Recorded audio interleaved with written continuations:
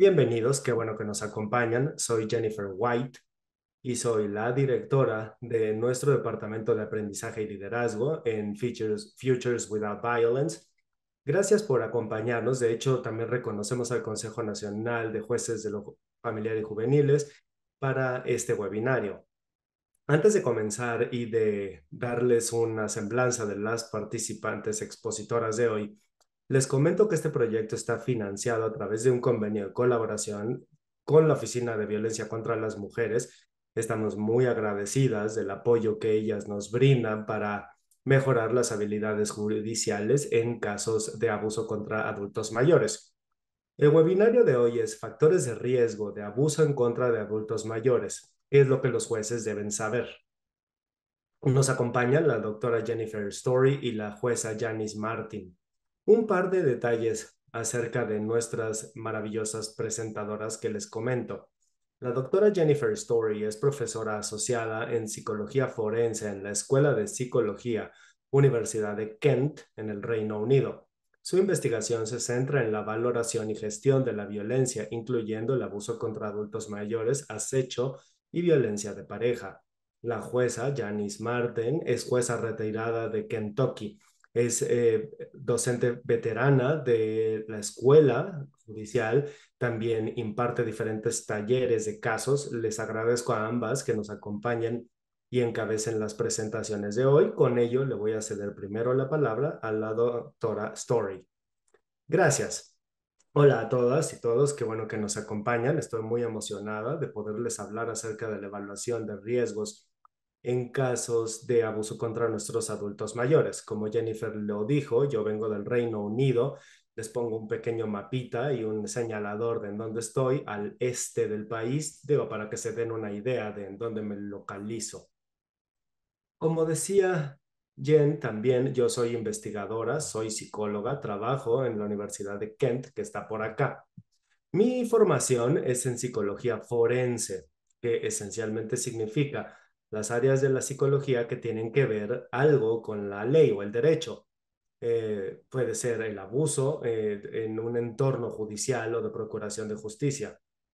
Siempre he trabajado con profesionales del sector justicia y este es esencialmente donde yo comencé a desarrollar la idea de que necesitábamos una herramienta para evaluar los riesgos del abuso en contra de los adultos mayores.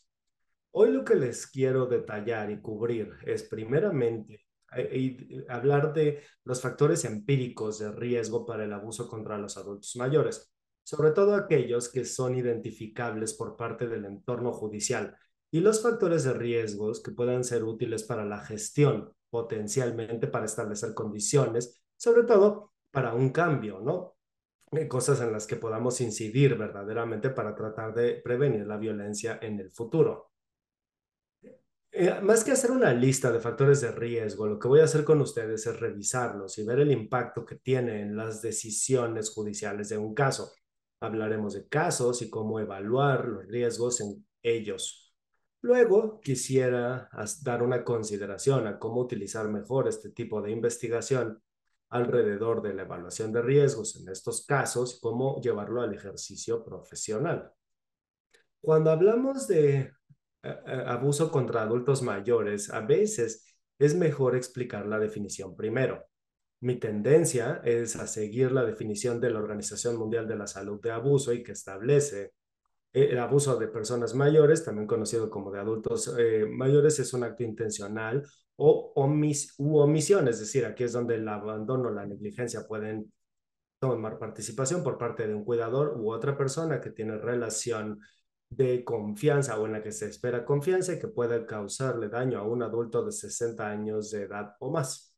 Lo importante aquí son que las dos personas tienen que tener algún tipo de relación, es decir, no estamos hablando de el abuso por parte de algún extraño, no estamos hablando de engaños, fraudes, estamos hablando de cuidadores, familiares, cónyuges, personas en las que el adulto mayor confía. La OMS ha establecido la edad de corte a los 60 años de edad. Existe un debate mundial de si el corte etario es adecuado de 60 o no. Su definición esencialmente también establece 5 tipos de abuso que típicamente se ven. el físico, el psicológico, el financiero, el sexual y el abandono o negligencia. Ahora, voy a cederle la palabra a la jueza unos momentos para que nos hable de por qué los jueces deben tener conocimiento del abuso contra los adultos mayores. Gracias, buen día o buena tarde, dependiendo de dónde se encuentren ustedes. Soy la jueza Martin, y quiero platicarles de por qué todos, no nada más los jueces, deben saber sobre el abuso contra los adultos mayores.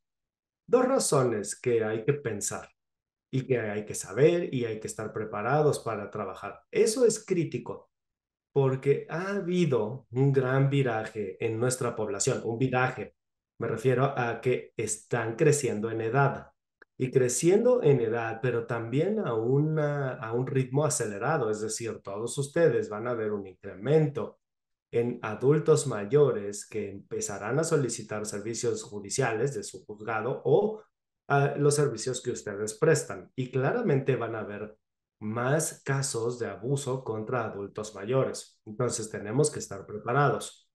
Otra cosa que también hay que entender es que estos casos de abuso contra los adultos mayores están subreportados. Mucho personal judicial, o por ejemplo los jueces, vamos conociendo sobre la dinámica del crecimiento de la edad, de la tercera edad, del abuso contra ellos. Entre más conocimiento tengamos, pues también más conciencia tendremos de que estos casos no se reportan mucho. O sea, vamos a tener las antenas paradas, por así decir, para estar en una mejor posición de detectarlo cuando lo veamos.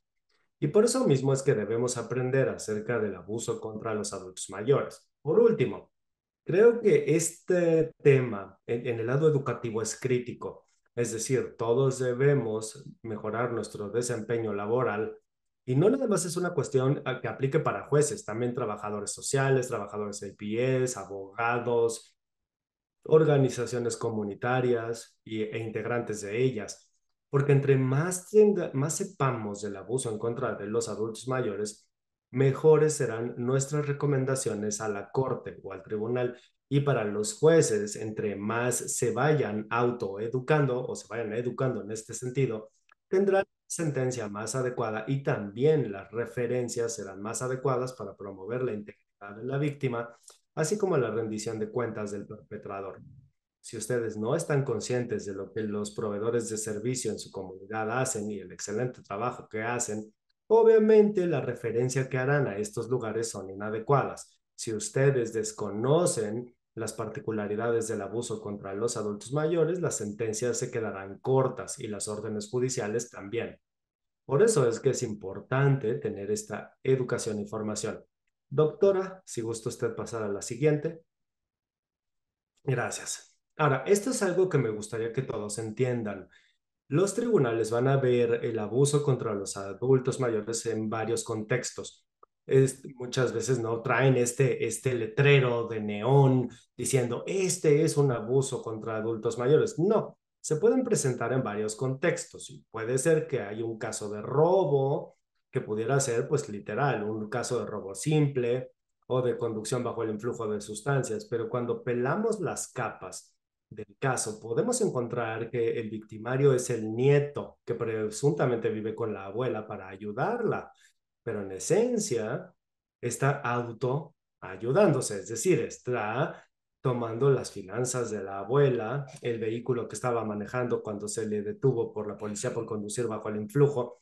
Fue un auto que tomó de manera no autorizada. No es que se haya robado el vehículo, simplemente él directamente se fue al auto, lo tomó, o lo mismo pudiera pasar con sus joyas, sus activos bancarios, la plata, la platería que pueda haber en la casa, aprovechándose de estas situaciones. Entonces, un caso de robo pudiera indicar no nada más un incidente aislado, sino también un patrón reiterado de este nieto haciéndole lo que le hace a la abuela, ¿no? Entonces se puede presentar en casos de fraude civil, tutorías, interdicciones, procedimientos de conducción vehicular, decisiones de salud de un adulto incapacitado. O sea, finalmente cuando estamos viendo este tipo de asuntos judiciales, hay que ir formulando más y más preguntas para ir pelando las diferentes capas y entender mejor la relación entre víctima y victimario y ver si hay otros incidentes, otros casos de conductas que puedan indicar un patrón de abuso que involucre el abuso precisamente a los adultos mayores. Siguiente.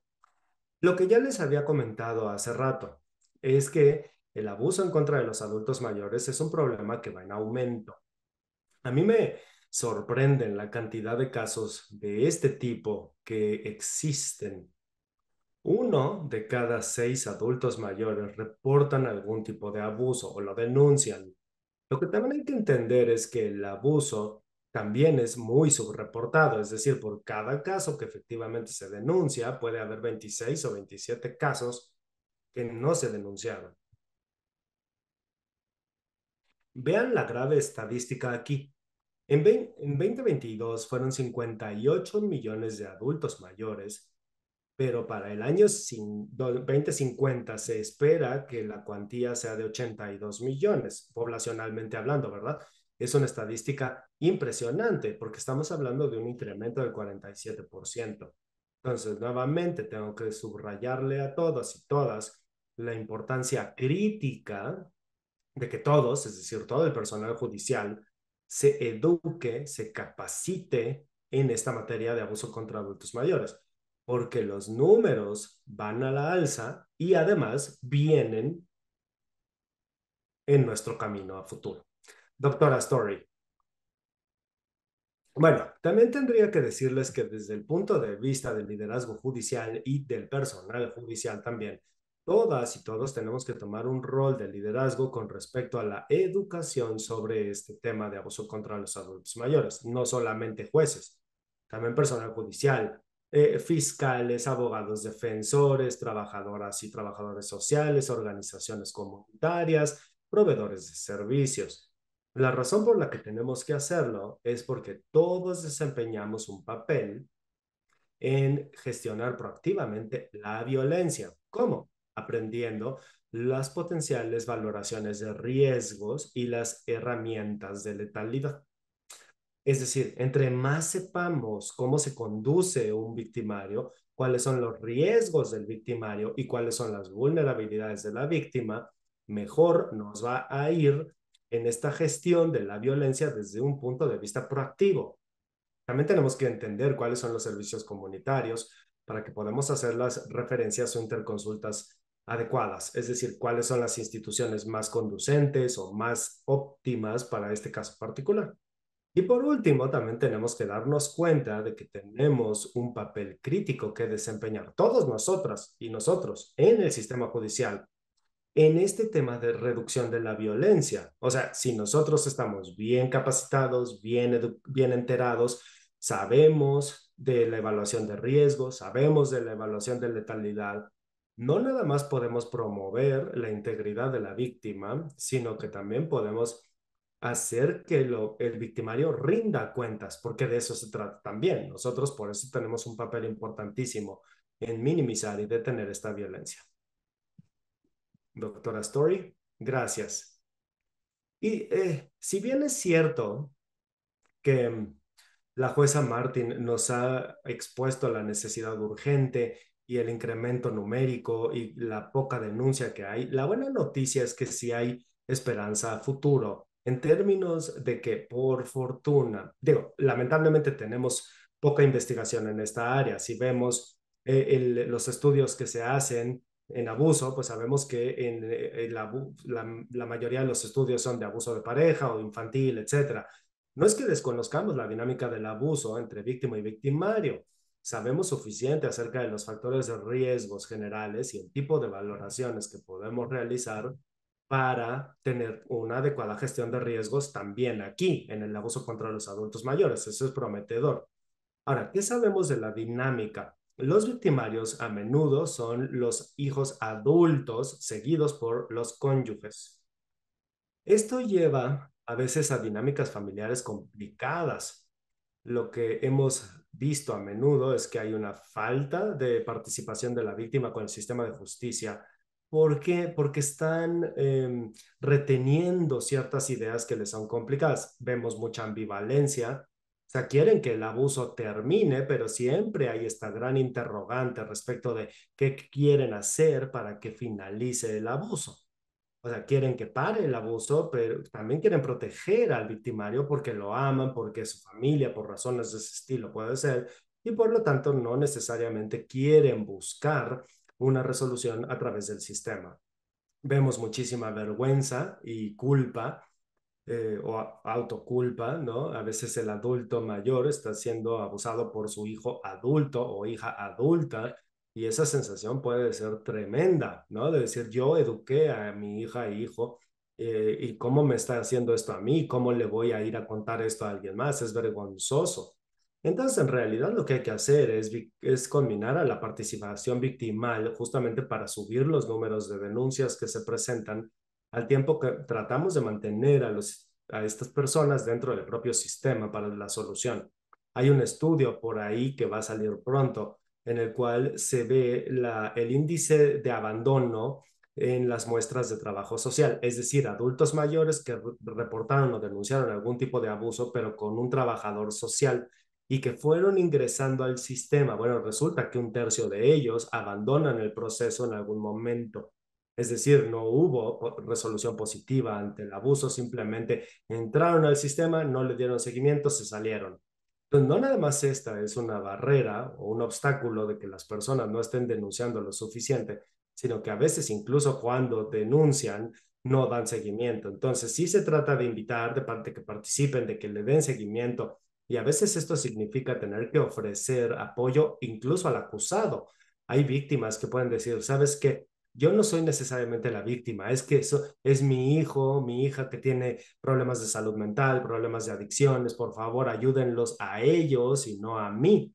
Entonces, también encuadrar este contacto que tienen con el sistema es algo que va a tener que ir en apoyo a los hijos, a la cónyuge, puede ser también bastante positivo esa metodología para mantenerlos involucrados. Ahora, la dinámica. Hay lo que llamamos el modelo del cuidador y es un modelo atípico.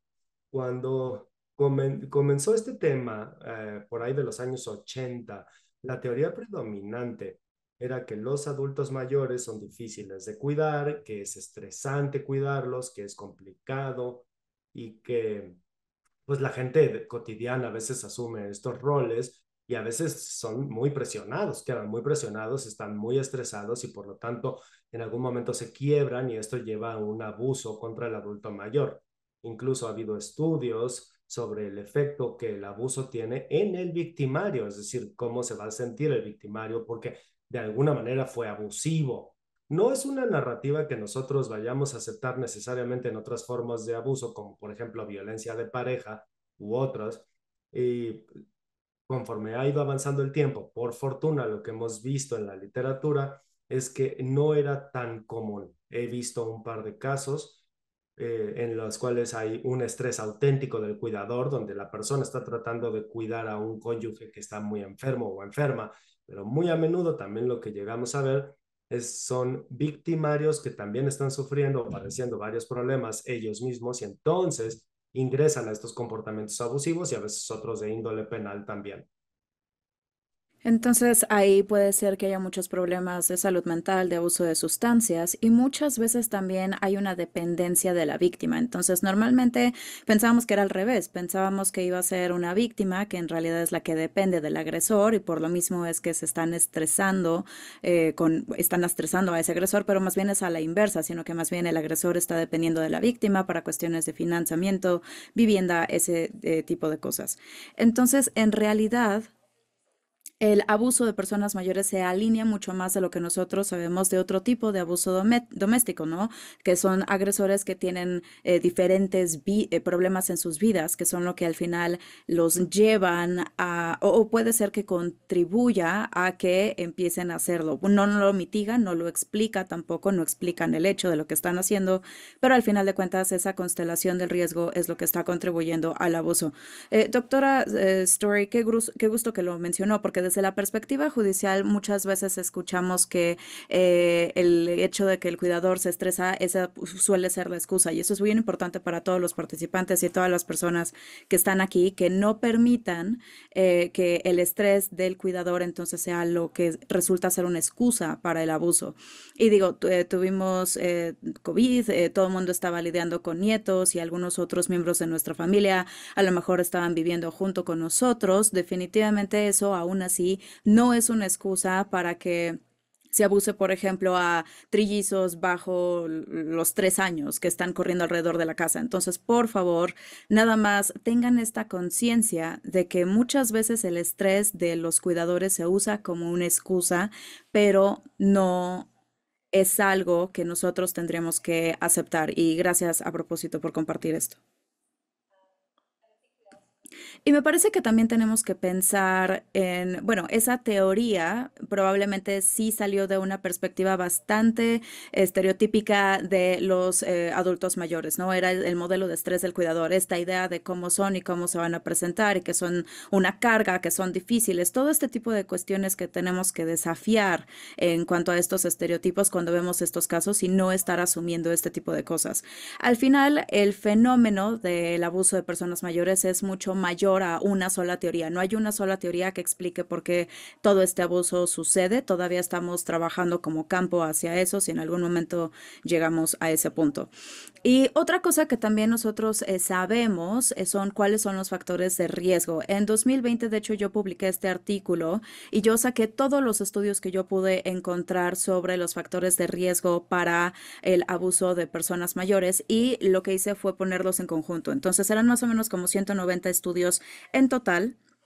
Y sería positivo también para ustedes saber que la mayoría de estos estudios, de hecho, vienen de Estados Unidos. Entonces, la mayoría de las cosas que sabemos es este aprendizaje, digamos, en casa para ustedes y por lo mismo es que puede ser bastante aplicable al tipo de casos que van a ver. Entonces, estos estudios, cuando yo los recopilé, esencialmente hablaban de cuatro principales dominios de factores de riesgo o grupos. Uno era la naturaleza del abuso. Entonces, había factores de riesgo que estaban relacionados a un tipo de abuso de acuerdo a ese abuso. Algunos otros factores de riesgo que estaban relacionados también, por ejemplo, al presunto agresor. También algunos factores de vulnerabilidad con respecto a la víctima y también factores de riesgo que más bien tenían que ver con la comunidad alrededor del agresor y de la víctima o también incluso las instituciones en las que vivían.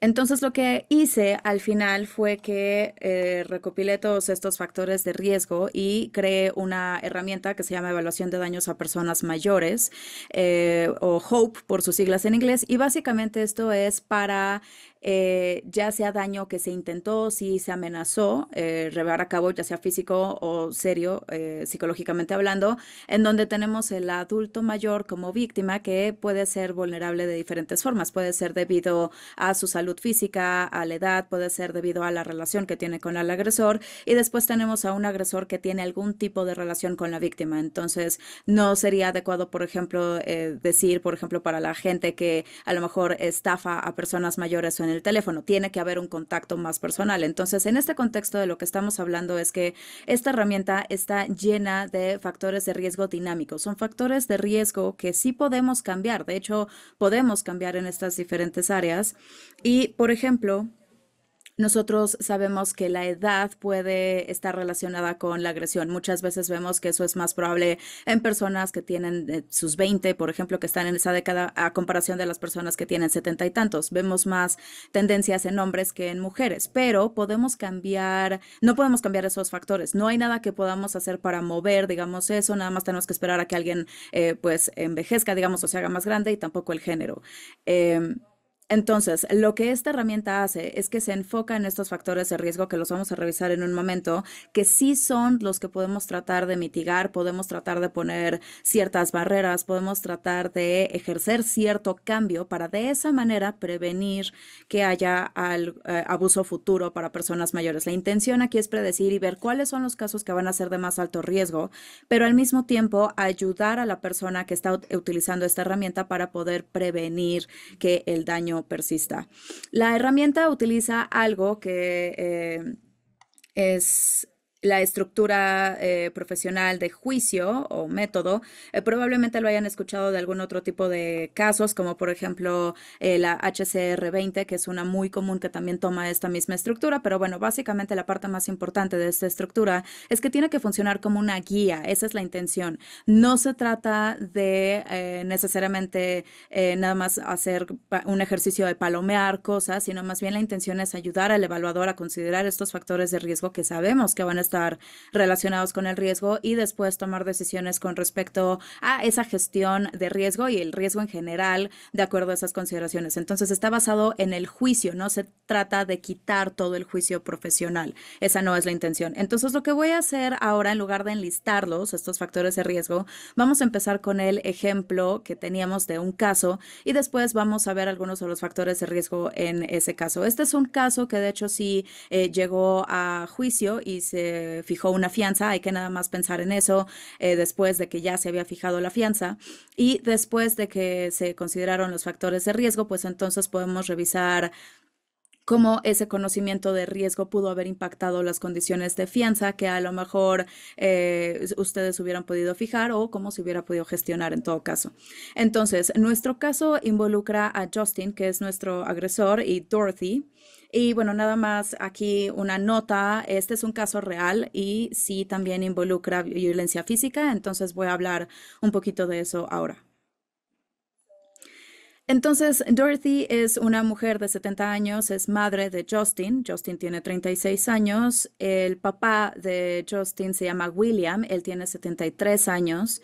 Y William contacta a Dorothy, pero de hecho no tiene una buena relación o tan cercana con Justin. Entonces William se fue cuando Justin tenía como 18 meses de edad y Justin muchas veces no quiere hablar con William cuando llama.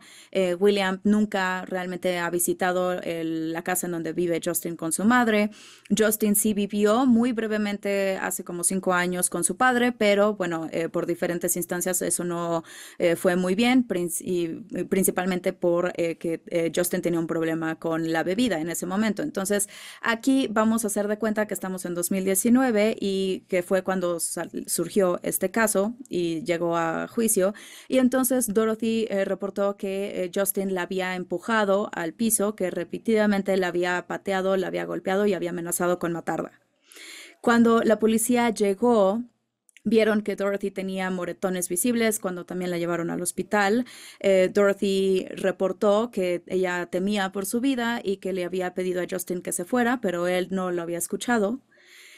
Justin estaba intoxicado en el momento en el que surgió la agresión. Él huyó del lugar de los hechos y después lo ubicaron rápidamente por parte de la policía, lo arrestaron y presentaron estos cargos de la agresión.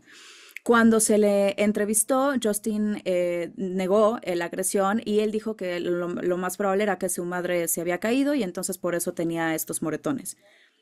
Dorothy, a pesar de que sí hizo la denuncia a la policía, pues ya no necesariamente apoya que se lleve a cabo todo el procesamiento de Justin. Entonces, debido a la jurisdicción y del caso en donde estaban, pues entonces el fiscal en este caso decidió que de todas maneras iban a seguir adelante con el caso porque la legislación de abuso doméstico aplicaba y entonces por eso siguió a pesar de que ella ya no apoyaba esa idea.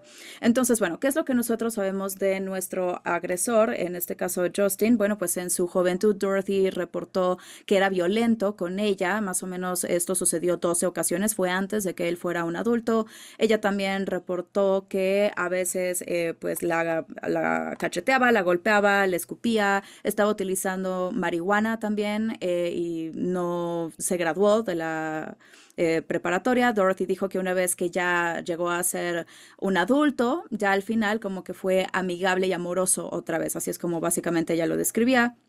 Y sus antecedentes médicos o su historial médico, Justin ha sido diagnosticado con depresión, ansiedad, agorafobia y también reversión de la noche por la mañana. Entonces sus horarios, digamos que están a la inversa. Durante el día duerme y está despierto en la noche. También su médico de cabecera le ha dado medicamento para diferentes diagnósticos que tiene y también lo ha referido para tener un tratamiento. El problema es que Justin raramente va con su médico y entonces pues simple y sencillamente deja de ir y no sigue con el tratamiento tampoco. Tiende a cancelar sus citas, también no va a las revisiones médicas, entonces al final Dorothy normalmente es el contacto que está ahí, es ella básicamente quien está llamando al doctor constantemente para poder obtener la información. En dos ocasiones, Justin, de hecho, también tuvo una sobredosis por su medicamento y más recientemente también reportó que efectivamente estaba teniendo ciertos pensamientos suicidas. Cuando se le pregunta cómo maneja su humor, cuando no está muy desanimado, él dice que se aísla y trata de calmarse para lidiar con estos sentimientos. También tiene un historial de consumo compulsivo de alcohol, digamos, y también utiliza aerosoles, y bueno, esta es información que lo ha estado haciendo recientemente. Dorothy dice que puede llegar a ser bastante violento cuando está bebiendo alcohol y que también la cachetea cuando está intoxicado.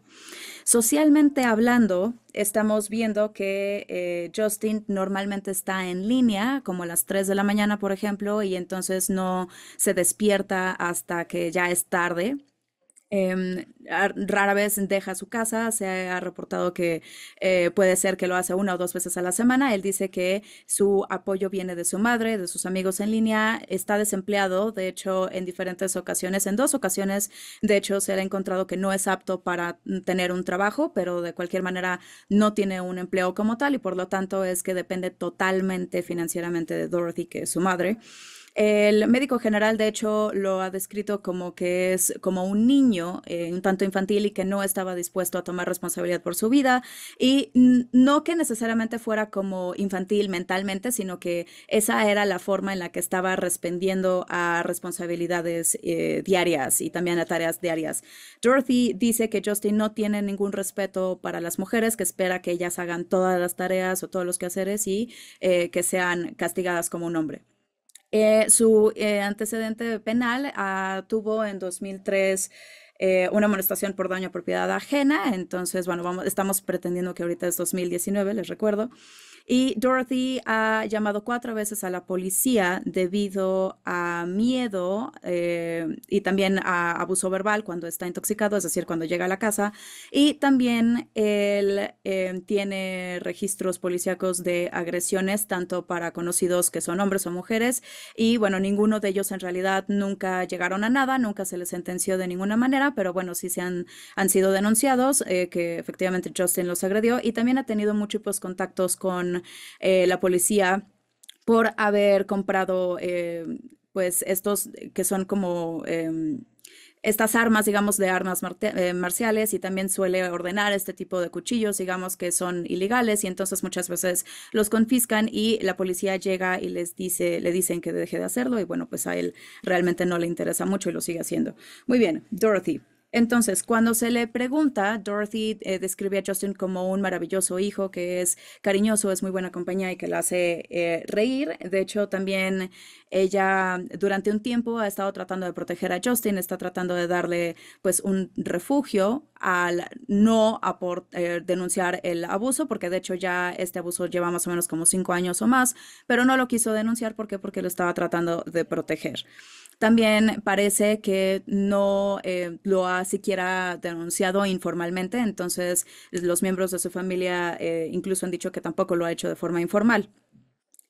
Ahora, con respecto a la agresión que estamos viendo, bueno, ella dijo que en este caso sí lo denunció porque fue muy serio, es decir, en este sentido ella sí tenía mucho, mucho miedo cuando fue la última agresión y entonces ella sintió que había sido demasiado, que fue algo muy serio y por eso fue que ahí sí llamó a la policía.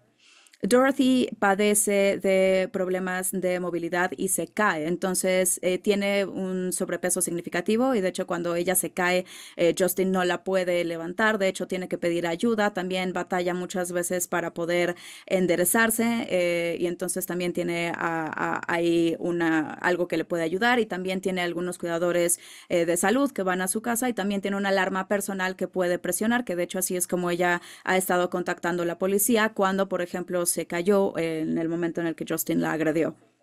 También ella padece de agorafobia y también tiene un comportamiento de acumulación. Como resultado, de hecho, de esa misma acumulación, digamos, sus espacios son muy pequeños, es decir, en cuanto a cuánto espacio puede tener para moverse libremente por la casa.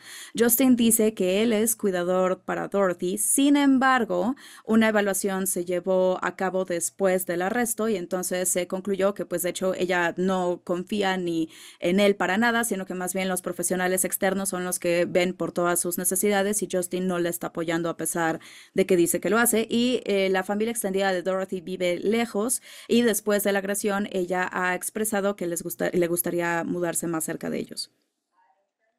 Ahora, en términos de este tipo de circunstancias actuales y el apoyo, bueno, para esta agresión a Justin se le dio una fianza. Las únicas dos condiciones que se dieron en el momento de la fianza fue que no tuviera contacto con Dorothy, ya fuera directo o indirecto, y que no fuera al domicilio de Dorothy. Entonces, estas fueron las únicas dos condiciones que recibió.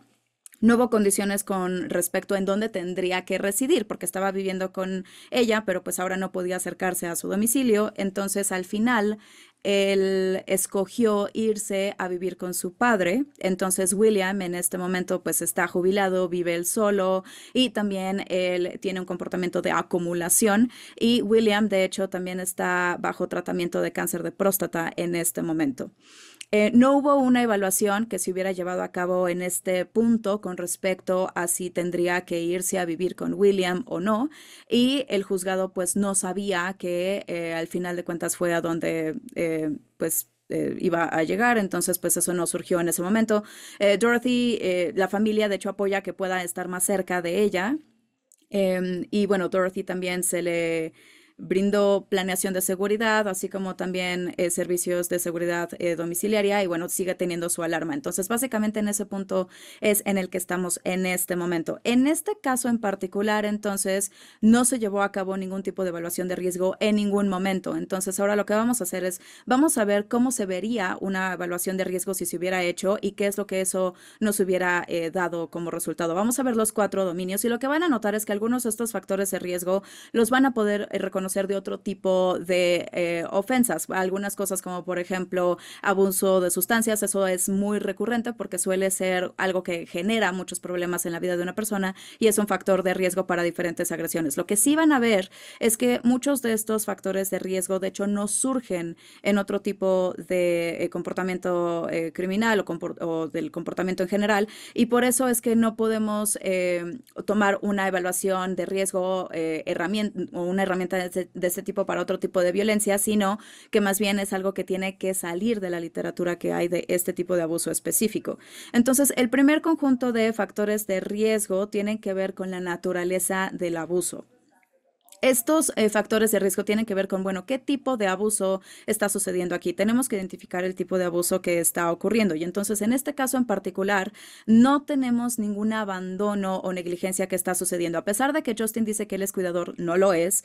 No necesariamente tiene como este rol para su madre. De hecho, es al revés. Ella es la que lo está cuidando. Ella es la que lo está llamando al doctor, por ejemplo, para él. Entonces, como resultado, sus necesidades están siendo satisfechas por parte de otras personas y entonces él no la está abandonando en ese sentido. Ahora, lo que sí tenemos es el abuso emocional, entonces podemos ver, por ejemplo, que cuando ella denunció efectivamente que había abuso verbal con la policía. El abuso financiero también es complicado porque en este caso particular, Dorothy mantiene a Justin. De hecho, podríamos tener toda una conversación acerca de hasta qué punto los padres debieran estar haciéndolo con hijos de esa edad. Es toda una discusión. Pero en esta instancia del abuso financiero, no es algo que esté siendo coaccionado, lo está ofreciendo. Tiene la capacidad, así es que puede ofrecerlo. Quiere hacerlo, puede hacerlo, tiene la capacidad de tomar la decisión financiera. Dice que trata de darle casa hasta ahora, pero ya no. Él trata de regresar y llevarse dinero, amenazarla con quitarle dinero. Habría un abuso ahí, sí, pero aquí no porque lo está haciendo voluntariamente. Ahora, también tenemos las amenazas.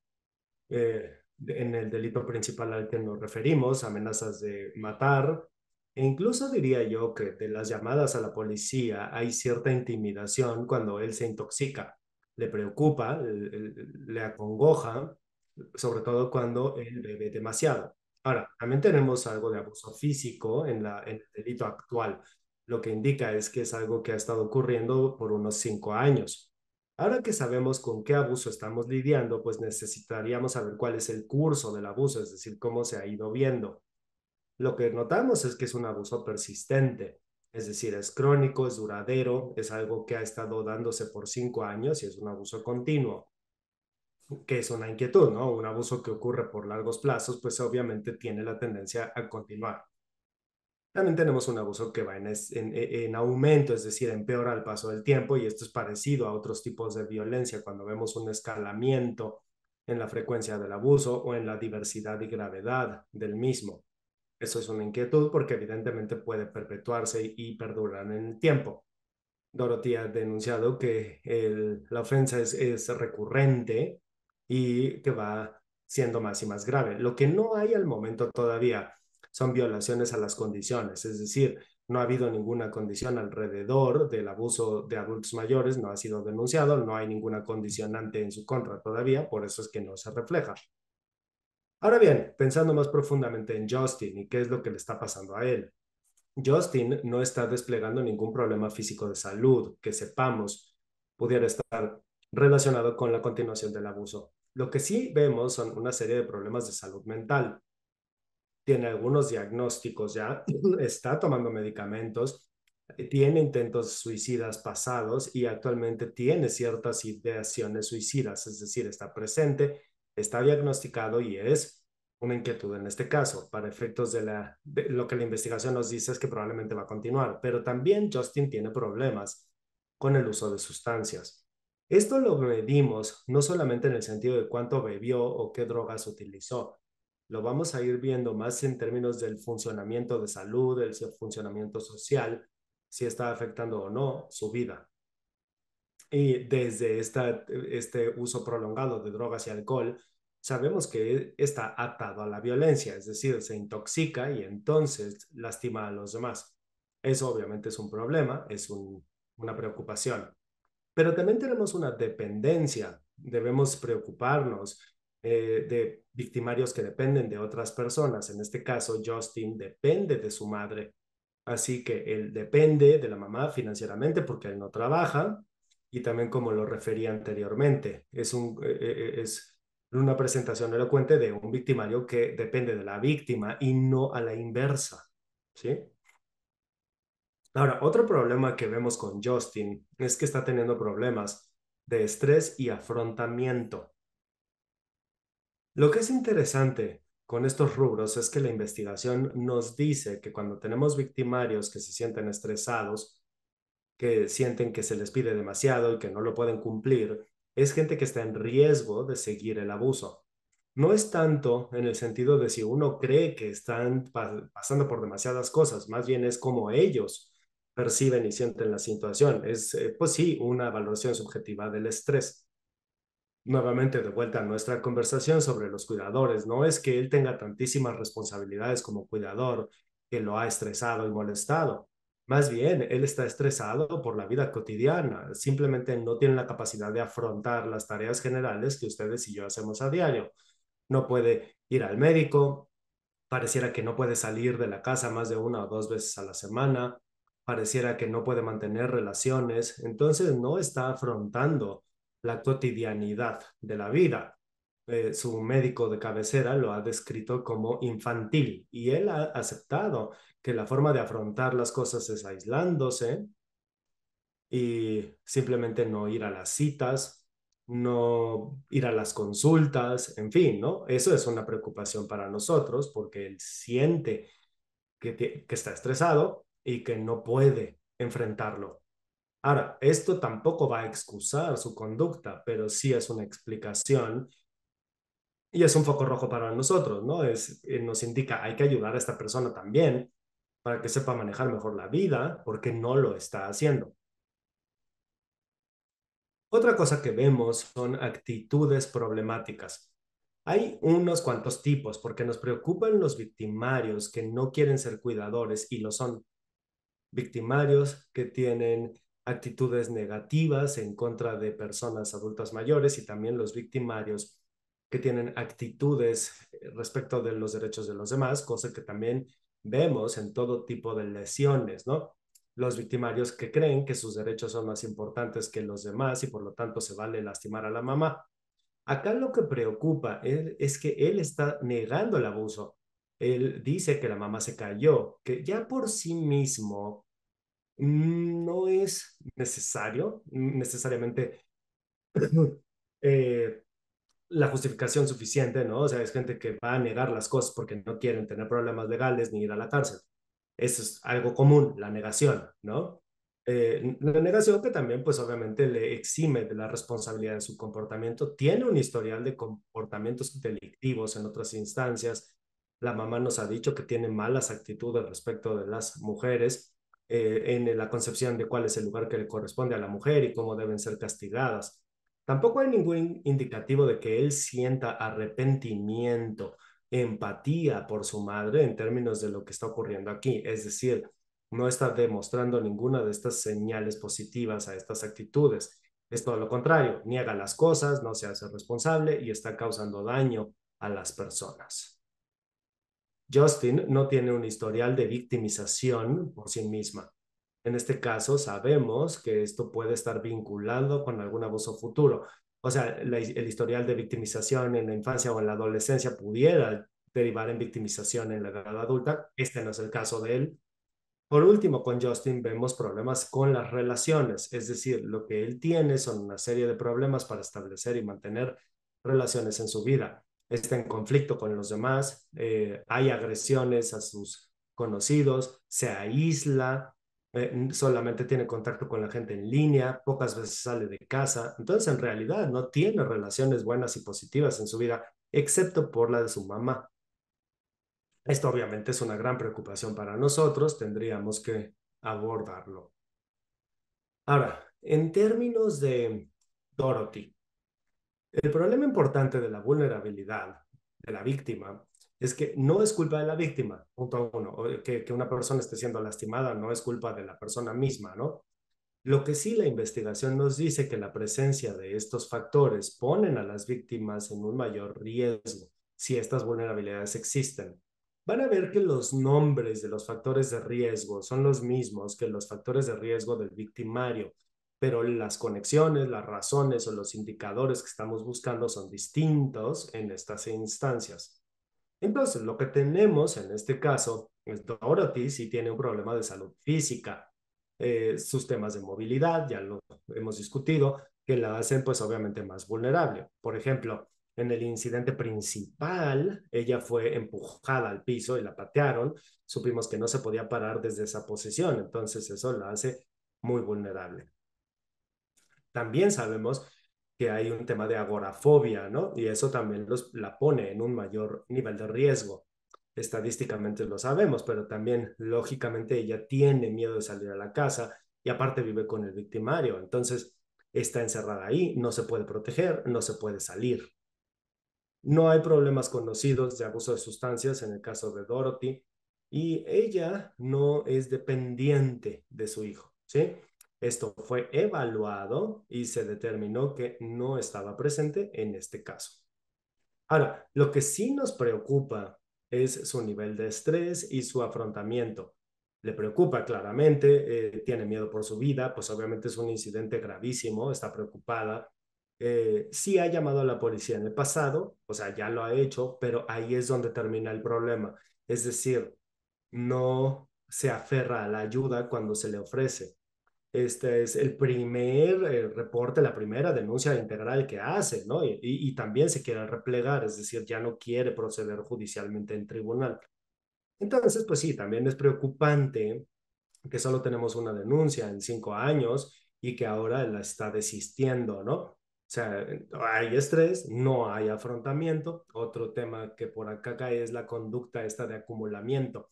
Sabemos que los adultos mayores que se involucran en acumulamiento pues están en mayor riesgo también y es una señal de poco afrontamiento a las condiciones de vida.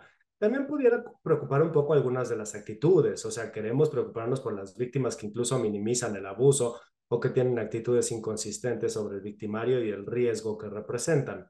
Dorothy ha minimizado la gravedad del abuso al paso del tiempo. El ejemplo es que se está desistiendo de la judicialización, es la instancia más grave hasta el momento, pero resulta que ahora se quiere desistir, que no está recibiendo la ayuda, no la quiere, pues. Y también hay algo que determinamos lealtad excesiva, ¿sí? Como padres, digo, para aquellos de ustedes que son padres de familia o incluso que están pensando en serlo, saben que haríamos todo por los hijos. Queremos que estén seguros, queremos que estén bien atendidos, bien cuidados, pero también puede haber un punto en el cual el ofrecimiento de todo esto puede ser peligroso y lesivo para nosotros mismos. Dorothy está en ese punto. Le ofrece dinero, le ofrece hogar y ahora se está poniendo muy complicadas las cosas porque ya le está lastimando de una manera incluso extrema. Entonces ella demuestra una lealtad excesiva a él y sus necesidades y de una manera que es lesiva para sí misma.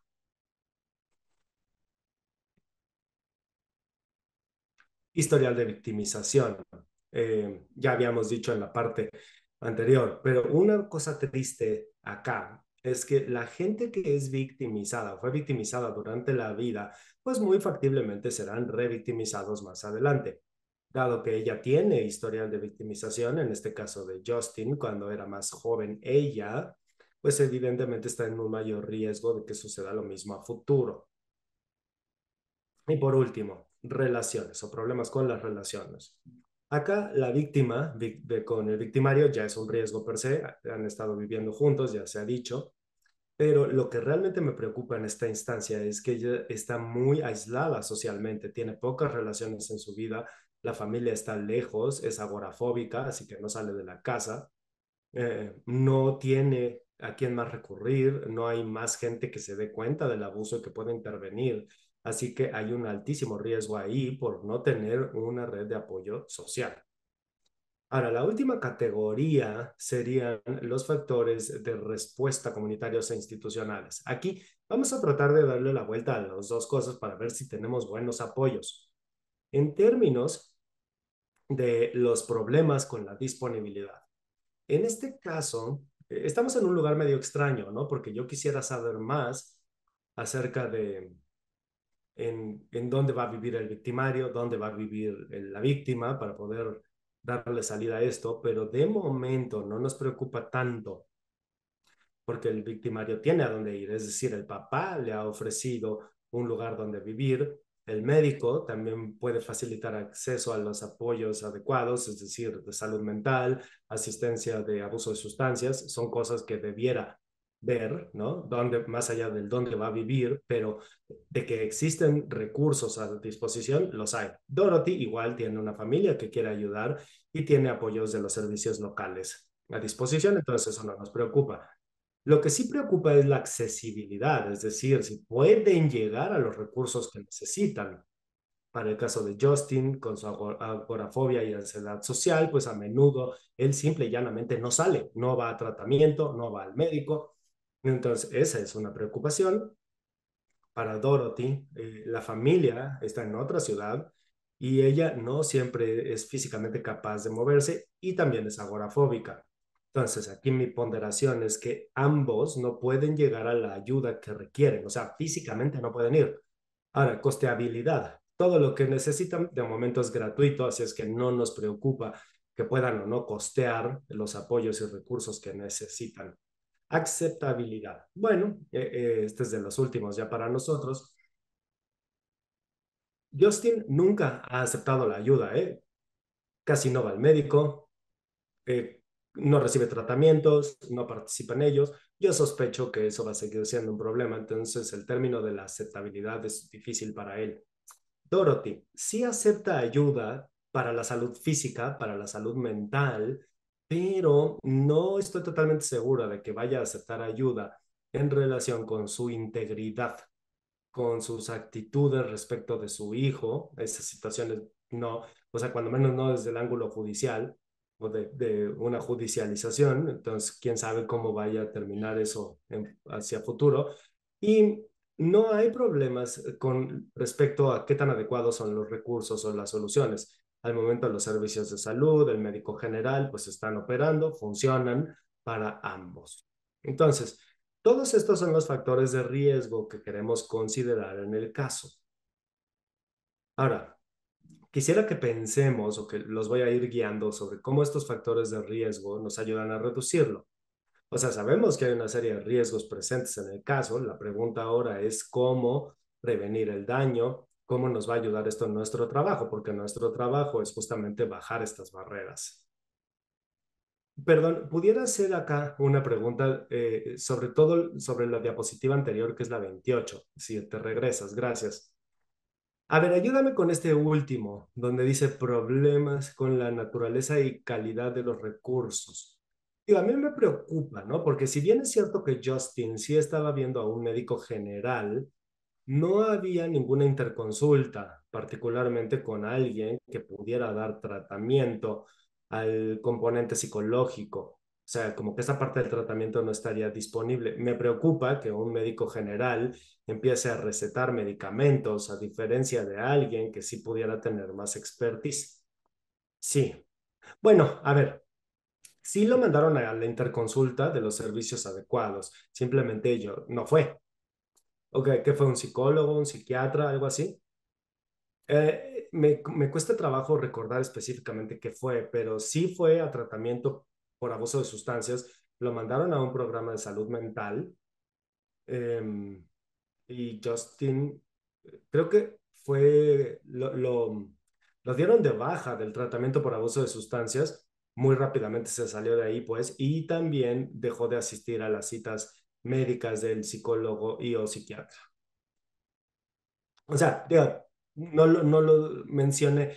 Tampoco quiero decir que el médico general no lo hubiera mandado a interconsulta. Sí fue. Lo que pasa es que el problema es la constancia de Justin, ¿sí?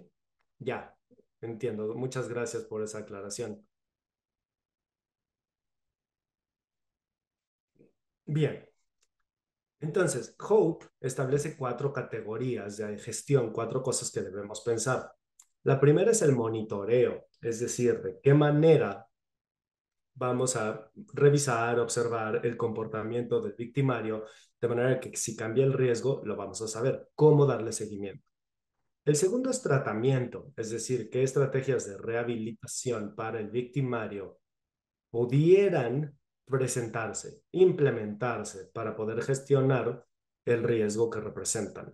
Siguiente es la supervisión.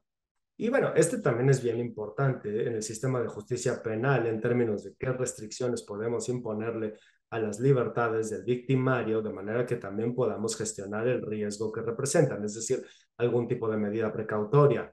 Y por último, la planeación de seguridad de la víctima, es decir, qué pudiera mejorar la integridad, la seguridad de la víctima, qué podemos implementar para tratar de evitar daños y si se presentaran, cómo evadirse de estos daños y gestionarlos de la mejor manera posible. Cuando yo hago evaluaciones de riesgo, lo que hago primero es asegurarme que conforme voy detallando estas cuatro categorías, esté cubriendo todos los factores de riesgo. Entonces regreso a mi lista de factores de riesgo y veo, a ver, abuso de sustancias, ¿dónde va a ir?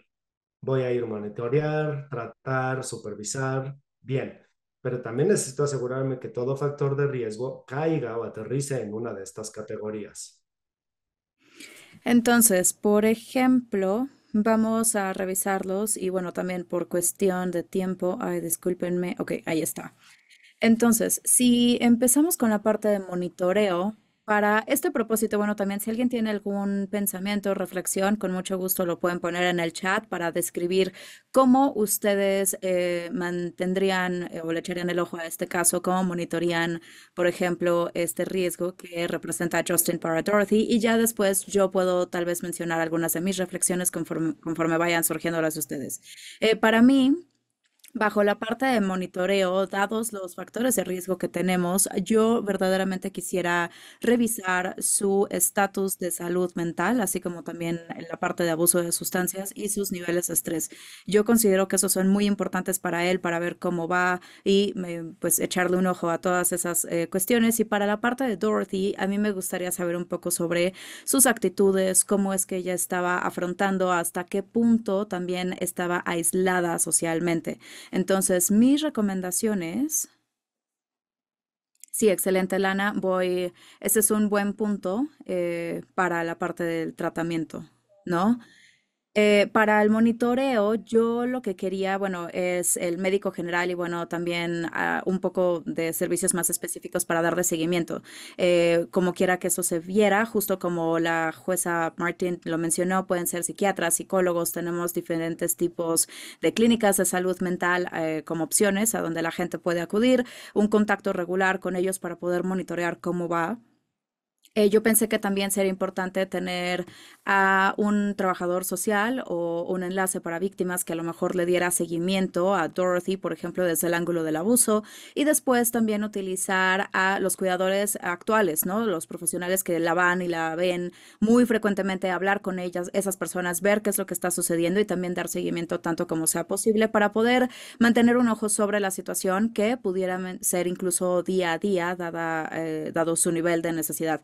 También lo que a mí me interesaría hacer es dar seguimiento con William y ver cómo es que él también, cómo le está yendo con ahora teniendo a su hijo ahí, que vive con él, posiblemente dependiendo de cuál es la sentencia, si a lo mejor fuera libertad condicional, entonces se pudiera hacer esto, a una persona que a lo mejor estuviera relacionada con su fianza, potencialmente pudiera hacer esto, y también a mí me interesaría ver si, por ejemplo, alguien más tendría alguna reflexión o pensamiento sobre darle seguimiento con William, o ver si están bien, si está feliz, por ejemplo, con el hecho de que también Justin tenga esta fianza y esté en casa de William, porque también, bueno, también vi que ahí está esa parte en donde no se hicieron estas revisiones. Sí, me gusta entonces la sugerencia de Lana, por ejemplo, de que el tratamiento fuera por Zoom o de telesalud. Y sí, efectivamente, el tratamiento de uso de sustancias y de salud mental. Eso se puede utilizar tanto para la parte de tratamiento, pero después también se puede monitorear a Justin a través de estos proveedores, ¿no? Básicamente para poder ver cómo es que va con el tiempo y si es que en todo caso hay un riesgo inminente que se tenga que denunciar o que reportar, que también estén conscientes de eso. Ahora, cuando se trata de la parte de tratamiento, si alguien tiene también, como dije, pensamientos adicionales sobre el tratamiento, por favor pónganlos ahí. Probablemente también ofrecer terapia para manejo de estrés y habilidades de afrontamiento, sí, perfecto. Y no sé si alguien también ha pensado con respecto a revisar con William, eso es algo que a lo mejor a mí también me interesaría porque a lo mejor se tendría que tomar en cuenta. Como decía, con respecto al tratamiento, sí tengo la sensación de que es importante tener un tratamiento con respecto al uso de sustancias, salud mental, habilidades de afrontamiento, actitudes negativas, justo como Britney lo acaba de mencionar. También tratando de hacer que él se apegue al tratamiento, ¿no? Porque pues no lo está haciendo en este momento.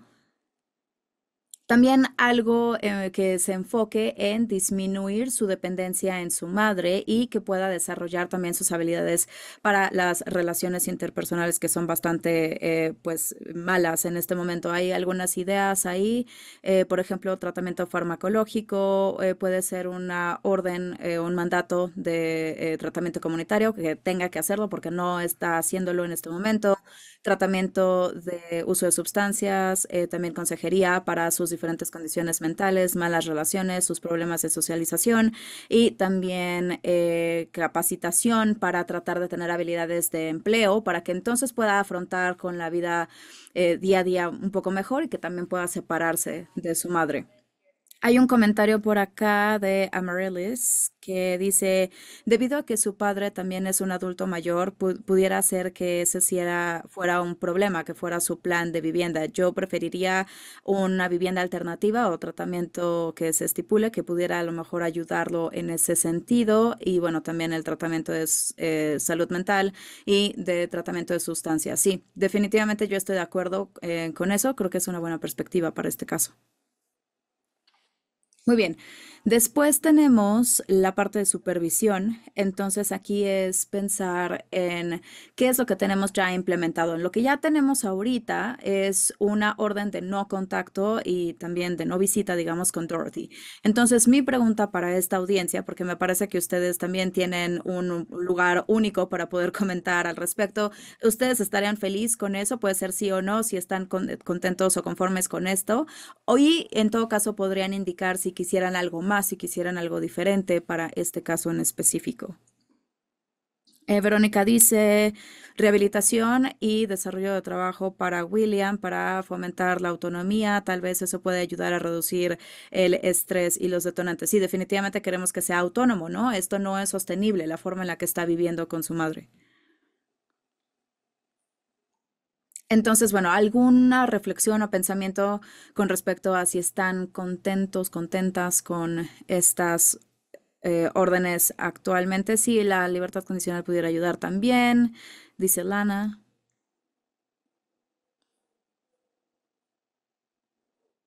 El no contacto es bueno, sí, estoy de acuerdo. Creo que la orden de no contacto es buena, pero también que se mandate el tratamiento. Sí, totalmente, yo estoy de acuerdo. Bueno, pueden ustedes seguir ahí poniendo lo que ustedes gustan. A lo mejor, digo, ya están poniendo lo que yo mencioné, pero también me gustaría ver qué es lo que ustedes incluirían en las condiciones de fianza basándonos en lo que ya tenemos. Una vez más, sí, la libertad condicional. No, alguien puso que no. Sí, no, definitivamente no. Ok. Y después, sí, Kathy dice, sí, tratar de romper, no esta dependencia, justamente.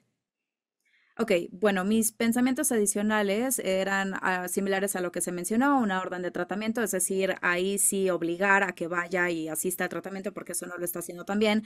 Y después ahí ya dependería de la decisión, en todo caso, si efectivamente llega al encarcelamiento o a la libertad condicional sin contacto, sin uso de sustancias y con estas condiciones de tratamiento que se le impongan. Lana dice, me parece que se conecte con la libertad condicional ayudaría a asegurar que efectivamente haga lo que se requiere de él. Sí, yo también estoy de acuerdo. Creo que tiene que haber una supervisión más cercana, ¿no? Para poder ver qué es lo que está sucediendo. Muy bien. Voy a dejar que ustedes ahí sigan poniendo sus contribuciones en caso de que quieran hacerlo con respecto a las condiciones de libertad condicional y después vamos a ver la parte de planeación de seguridad. Ahora, en este punto, yo normalmente digo que necesitamos encontrar a la víctima en el punto en el que están dentro de su proceso. Y también con respecto a qué es lo que quieren, porque en realidad, si nosotros estamos sugiriendo muchas cosas, pero todavía no están ahí o no están de acuerdo con nosotros, lo van a hacer y eso no va a hacer ningún cambio. Entonces, a veces terminamos haciendo menos de lo que verdaderamente queremos, pero la intención es encontrarlas en donde están y que puedan ayudarse a seguir adelante. Entonces, en este caso, probablemente yo diría que dado que ella no apoya mucho la parte del enjuiciamiento o el procesamiento, yo ahí definitivamente pudiera haber algunos requerimientos de tratamiento positivos que me gustaría implementar. Si quisiéramos seguir hacia adelante, por ejemplo, a lo mejor se tendría que forzar a él a que obtenga tratamiento, a que tenga ayuda con el abuso de sustancias, que pueda mejorar diferentes habilidades y que le ayude a ser más independiente y más autónomo, ¿no? Entonces, yo pensé aquí algunas cosas, que la residencia sea separada, lo cual ya están haciendo actualmente, también que haya una orden de protección que esté implementada. Me parece que sí tendríamos que tener mucha guianza cuidadosa con respecto a este punto, porque puede ser que ella no esté de acuerdo con esto, pero puede ser que hay algunas víctimas o enlaces de víctimas, digamos, que a lo mejor pueden ayudar con ese tipo de discusión y tratar de ver la parte positiva, que siga utilizando su alarma personal, lo cual es algo muy importante que se tiene que seguir reportando. También cambiar y mejorar las chapas, ¿no? De las puertas para que Justin no pueda regresar sin que se haya anunciado o como le guste. También tener planeación de seguridad con respecto a qué es lo que ella puede hacer si es que hay otro incidente abusivo tratamiento, entonces cómo es que puede lidiar con el contacto de ahí adelante. El tratamiento también para la agorafobia, para que podamos entonces hacer que ella también salga de la casa, que sea más social con con otras personas. También para el acumulamiento, eso me parece que pudiera ser bueno, porque esa también es indicación de algunos otros problemas subyacentes y también puede ser una preocupación de seguridad, sobre todo para una persona que tiene problemas de movilidad, si algo se le cae, etcétera, o está atrapada, puede ser bastante peligroso. También a mí me gustaría que estuviera en un consejería o un grupo de apoyo, posiblemente en línea, dada la agorafobia, y entonces también trataríamos de aumentar la socialización, es decir, que haya más personas en su vida, que haya más experiencias positivas también en su vida diaria, y después también yo haría todo lo posible para que se facilite, que se mude cerca de su familia, para que haya más personas que la puedan ver, que puedan hablar con ella, que puedan revisar cómo está. Voy a revisar el chat rápidamente. ¿En dónde me quedé? Ok, Lana Verónica puso contacto supervisado en caso de que fuera una experiencia positiva para la víctima. Ok, sí, porque muchas veces, y Verónica tiene razón, en estos casos no tenemos a padres, por ejemplo, sobre todo a los 70 y tantos, que dicen, ya no quiero volver a ver a mi hijo en la vida. Entonces, ayudar a facilitar esto de una manera segura es la mejor forma de encontrar a la víctima en donde está, en el punto en el que está, si eso es lo que quieren. A ver, les dice, grupos en línea estarían maravillosos, sobre todo para crear concientización. Sí, la orden de no contacto puede ser difícil para que ella también se apegue a ella. Estoy de acuerdo. Sí, totalmente estoy de acuerdo. Em, Britney dice, no suena como que el agresor tenía armas de fuego, pero definitivamente pudiera pensar en comprar una. Sí, definitivamente creo que ese puede ser un buen comentario porque normalmente pues tenía cuchillos, ¿no? Era lo que estaba comprando y entonces pues como que puede ser cualquier tipo de arma, entonces pudiera ser importante también restringir eso tanto como fuera posible.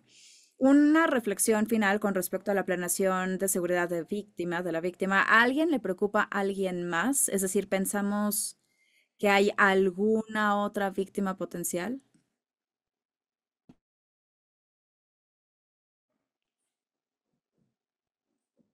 Sí, hermoso, justo. Su padre, su papá, exacto, sí. Eh, yo definitivamente estoy de acuerdo con eso y en este caso hablamos un poquito sobre el estar en contacto también con el papá, estarlo monitoreando. Yo también lo agregaría a él al plan de seguridad, tanto como fuera posible, dado que pues él está viviendo con Justin, ¿no? Entonces asegurarnos de que él sepa a quién contactar en caso de que haya un problema, que él sepa también cuáles son los riesgos que hay que notar, o también que estén en contacto con él y le preguntan, oye, está escalando a lo mejor el uso de sustancias por parte de Justin, ¿cómo va su salud mental? ¿No está durmiendo bien? ¿O cómo se siente usted? ¿No? Asegurarse que la gente que esté cerca de él también sepa y tenga conciencia de qué es lo que está sucediendo, siempre y cuando él se sienta cómodo con eso y potencialmente también que él pueda tener ayuda o consejería, asistencia para poder aprender a reconocer riesgos y también que reconsidere vivir con Justin si es que así va a seguir la situación. Entonces, sí, maravilloso. Sí, me encanta que justo lo hayan mencionado, eso es muy bueno. Ok.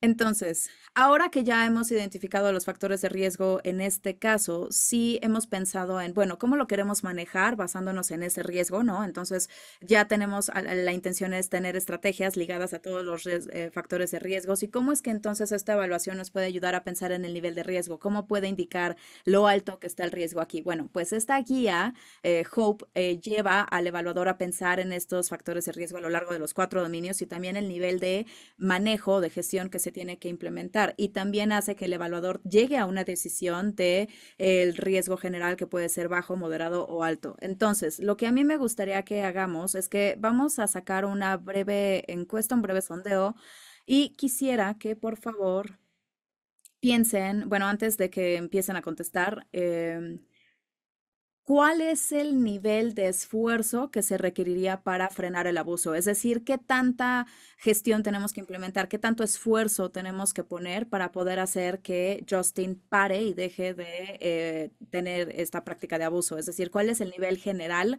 de riesgo de que él continúe? Y una forma de hacer esto es pensando en, bueno, cuántos factores de riesgo están presentes? Nada más como recordatorio, él tuvo 5 de los 8 factores de riesgo del abuso de la naturaleza del abuso. Entonces hay diferentes tipos de victimización, diferentes tipos de abuso y estaba escalando y era persistente. Justin tuvo 6 de los 8 factores de riesgo del agresor y Dorothy tuvo 6 de los 8 factores de vulnerabilidad para la víctima. Y en términos de los recursos, había más o menos 2 de los 5 ahí para cada uno, que eran puntos de preocupación para nosotros. Entonces, piensen en eso, qué tanto esfuerzo, es decir, cuál es la probabilidad de que esto vaya a continuar.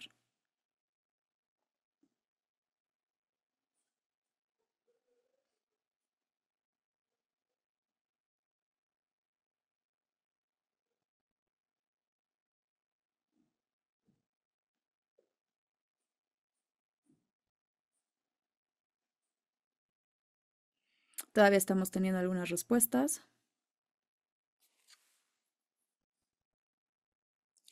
Probablemente voy a dejar que más personas respondan, pero bueno, Hope también guía al evaluador para que tome decisiones con respecto al riesgo de violencia seria o letal. Entonces aquí la pregunta también es si también tenemos que pensar en un incidente violento serio que pudiera llevar a la letalidad y también hay que pensar en si hay otras víctimas, hay otras personas que también nos preocupen y bueno, me parece que ustedes ya me dijeron que bueno, pues ustedes dirían que William definitivamente puede ser un riesgo, puede estar en riesgo, entonces ahí podremos tomar diferentes decisiones basadas en el riesgo para este caso. Ok, entonces tenemos buen número de personas, me parece que ya se está alentando, la gran mayoría está diciendo alto, riesgo alto, entonces pensamos que está la probabilidad de que esto continúe, entonces tendremos que poner mucho esfuerzo para poder hacer que esto pare, que esta situación frene. Muy bien. Entonces, esencialmente ahora ya les mencioné cómo se hace. Por ejemplo, en este caso, ustedes toman su decisión y entonces esa sería su evaluación. Entonces, lo que voy a hacer ahora es que les voy a llevar y les voy a decir qué fue lo que sucedió al final en el caso para que entonces podamos pensar un poco más ampliamente con respecto a cómo la evaluación de riesgo funcionaría si se hubiera llevado a cabo en este caso. Entonces, como bueno, como lo mencioné, Justin tuvo fianza, tenía también una condición de no contacto y de no visita con Dorothy específicamente, muy poco después de que violó estas órdenes. De hecho, le llamó a Dorothy más o menos como unas 3 veces, se apareció en su casa también en una ocasión, le golpeó a la puerta y le pidió que se disculpara. Em, Tendré que hacer una pausa. Meredith, voy a contestar tu pregunta justo después de la conclusión del caso. Entonces, él violó, como mencioné, más o menos 4 veces esta parte, incluyendo en unos incidentes, él también la amenazó con lastimarse a sí mismo.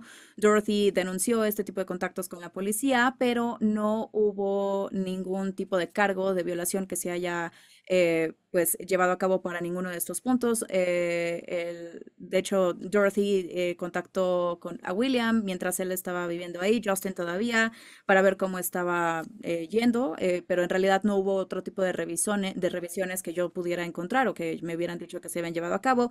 Y Justin siguió sin apegarse a ningún tipo de ayuda. No la aceptó, no estuvo haciendo las evaluaciones voluntarias, ni tampoco el tratamiento voluntario. Su papá reportó que de hecho él seguía utilizando sustancias, vio la evidencia de que estaba utilizando aerosoles también.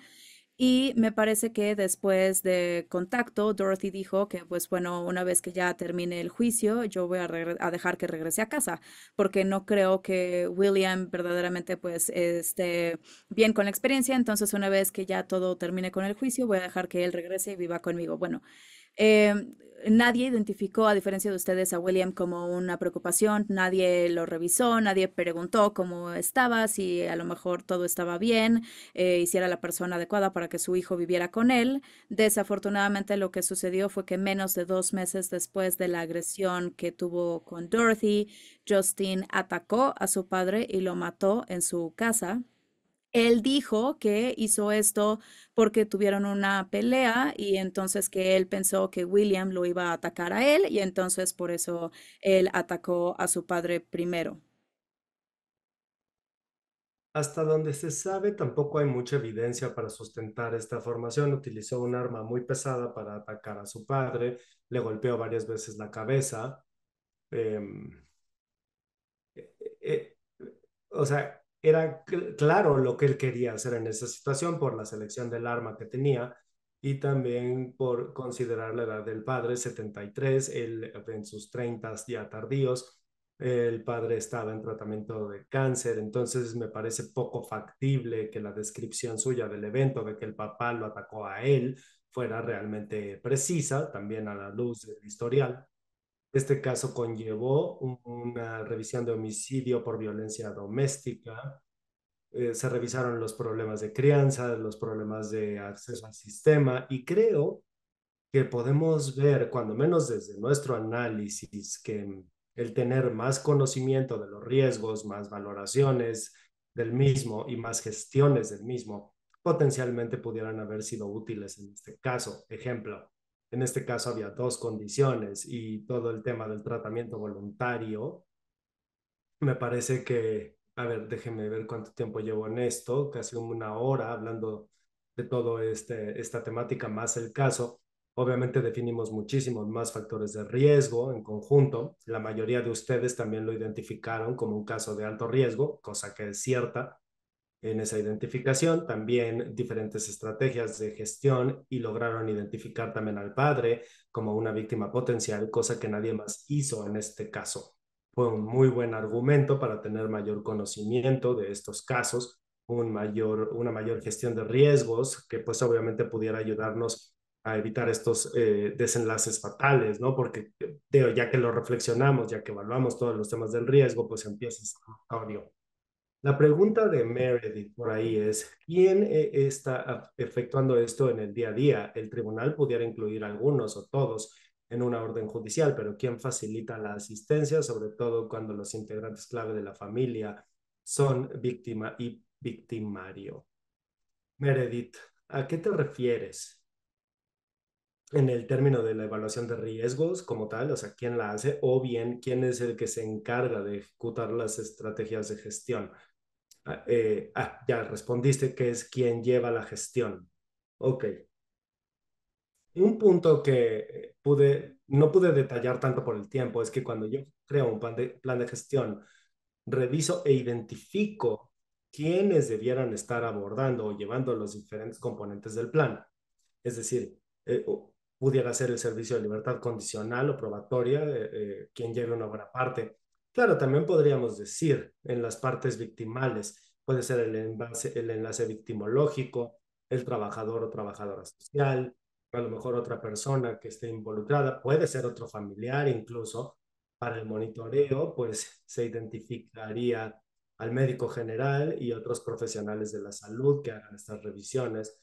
Lo que he visto que también se hace es que se llenan estos espacios y digamos los profesionales de la salud a veces no quieren compartir información porque creen que no pueden, entonces le llevan el hold a estos profesionales para que lo revisen. A ver, mira, échale un ojo a este riesgo y entonces el profesional de la salud es el que abre la puerta y trabaja en conjunto con otros y se comunican más. Porque cuando existe un riesgo, pues debemos podernos comunicar entre varios profesionistas. Un buen plan de gestión, Meredith, al que tú aludes, incluiría, bueno, señalar quién debe llevar a cabo cada estrategia de gestión. También necesitaríamos un plan de comunicación que puede coordinar, digamos, el servicio de libertad condicional, si es que está involucrado, o bien algún otro grupo. Digo, ahí me avisan si contesté bien, Meredith, si no te puedo ofrecer más detalles. Ok, la última parte es reflexionar sobre cómo ustedes específicamente pueden utilizar la información sobre el abuso de adultos mayores y la información de riesgos, de qué manera sacarle más provecho. De hecho, queremos hacer esta información lo más aplicable posible. Una forma es tener conciencia de los factores de riesgo, es decir, saber cuáles son. Eso puede ayudar.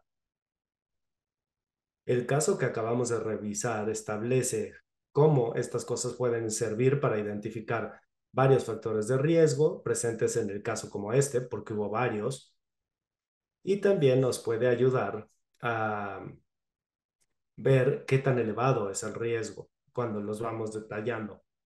Lo que he incluido aquí, y también se les mandó por correo, es una lista de todos estos factores de riesgo, porque son muchos. La buena noticia es que todo esto lo sabemos por la literatura. Es posible que estos son unos cuantos, puede haber otros, pero cuando menos estos debemos mantener frescos en la mente porque es la manera de recordarlos, de manera que cuando surjan dicen, ah, ya, me acuerdo que esto está identificado como vinculado con una mayor posibilidad de abuso. O sea, conocer los factores de riesgo va a ser importante. Una segunda cosa es poder relacionar los factores de riesgo con las condiciones o con la gestión de las soluciones, si así lo quieren ver. Este caso nos muestra cómo el saber los factores de riesgo ayuda a identificar las estrategias de gestión vinculadas con el riesgo, de manera que pudimos identificar los tipos de tratamiento que se necesitaban, qué tanta intervención requería. Pudimos indicar que el tratamiento tenía que ser obligatorio porque si no, no iba a ir de... Tuvimos que hacer varias cosas que no necesariamente se hicieron en este caso. Y también les ayuda a ustedes a entender a William como víctima también. Entonces es identificar los riesgos de más personas. Y luego, yo espero que esto les haya ayudado a identificar el abuso de adultos mayores en casos diversos. Este caso, como lo dijo la jueza Martin, no necesariamente va a traer un anuncio de neón en la cara de que este es abuso de adultos mayores. No todos van a traer esta publicitación. Hay casos más ocultos, pero esos son pues parte de un acto ilícito distinto. Tener conocimiento de los factores de riesgo puede ayudarnos a ver las cosas en otros casos que tengan las cosas más ocultas, como por ejemplo una víctima que está expresando varios de estos factores de riesgo o incluso el victimario también empieza a desplegar algunos de estos signos. Estas son mis ideas, mis expectativas de cómo aprovechar estas cosas. Sin embargo, me interesa saber qué les resulta útil a ustedes. Pueden ser herramientas, cosas que mayor investigación, cosas que les ayudan a refrescar la memoria. Entonces, si por favor tienen ideas de cuáles debieran ser los siguientes pasos, qué les serviría más a ustedes, qué preguntas de investigación tenemos que responder más, me interesaría saberlo, ¿no? Para poder realizar un trabajo que efectivamente les sirva a la práctica profesional. Jennifer, una pregunta de aclaración sobre los factores de riesgo, si me permites. Cuando hablaste de los factores de riesgo del victimario, por parte de, obviamente, por victimización previa que haya existido, ¿esto hace referencia específica a algún tipo de victimización o se refiere a una victimización entre la persona que es el adulto mayor en su vida y esta persona victimaria? Me imagino que va por ahí. Y no, es una buena pregunta y la respuesta es que no. La evidencia nos muestra que un victimario que también sufrió abuso de niño o de adolescente tiene más probabilidad de participar en este abuso a los adultos mayores más adelante. Eso es lo que la investigación cubre. La otra pregunta es, cuando vemos estos factores de riesgo que nos señalas y de alguna manera tenemos una pauta, una idea de qué tan alta es la probabilidad de que continúe el abuso a los adultos mayores, esto significa que es una probabilidad de que el victimario seguirá abusando, es decir, si es particular a esa víctima o es probable que el abuso se dirija a otras personas. También es una buena pregunta. La forma en que está como configurado, porque, por ejemplo, vamos a decir que muy al principio de esta valoración yo no la hice, ¿verdad? Porque tampoco quería darles las respuestas de William, cuando menos no de inicio. Si ustedes se sentaran a echarle un vistazo al caso más tranquilamente, mucha gente estuvo preocupándose por William, sí, también. Lo que podemos hacer es como tratar de armar el todo, revisar los factores victimales tanto de Dorothy como de William, y entonces pudiera volverse relevante. El riesgo general que aplicaría a ambos sería más relevante. Espero que tenga sentido. Aquí la otra forma en que lo hicimos, porque yo tampoco quise mencionar muchos aspectos de William al principio de la exposición, porque hay una sección en Hope que habla de otros riesgos identificados, en donde podemos tomar en cuenta a otras personas. A veces resulta que debemos preocuparnos por otros cuidadores. He tenido casos en que el victimario iba a un hospital y trataba de llevar a la víctima al hospital, llevársela pues. Entonces, pues, pudiera potencialmente causarle daños también a los trabajadores hospitalarios al tratar de sacar a la víctima, ¿no? Entonces, eso se puede anotar en otros riesgos y también entender cuáles son para estas otras personas. Así pues, se puede hacer de ambas maneras. Y en el caso acá, doctora Story, obviamente pudiera haber una preocupación también por la gente de salud, ¿no? La mamá, ¿verdad? O sea, también por esta cuestión de los apoyos profesionales. Cierto, si lo que ocurrió, de no haber ocurrido lo que le pasó a William y que hubiera vuelto a casa, pues ciertamente es gente con la que habría que tener una plática de seguridad antes de que eso ocurriera, ¿verdad? Porque obviamente se representaba el riesgo.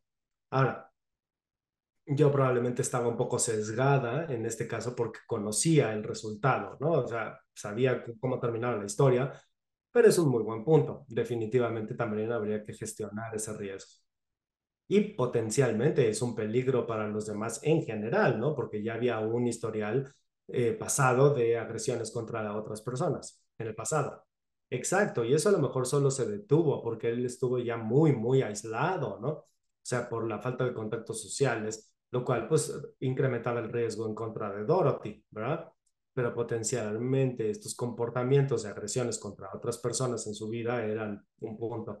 Esta agorafobia probablemente protegió a los demás, probablemente. Y obviamente incrementando el nivel de riesgo de Dorothy en esta situación. Bien, ok, entonces me voy a pasar a la última diapositiva y ya posteriormente cederé la palabra de vuelta a la justicia, a la jueza Martin.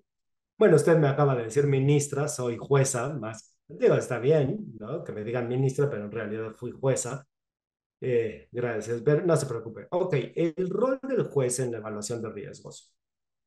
Ahora, no tendría que decir que es el rol del juez, es del personal del tribunal en general.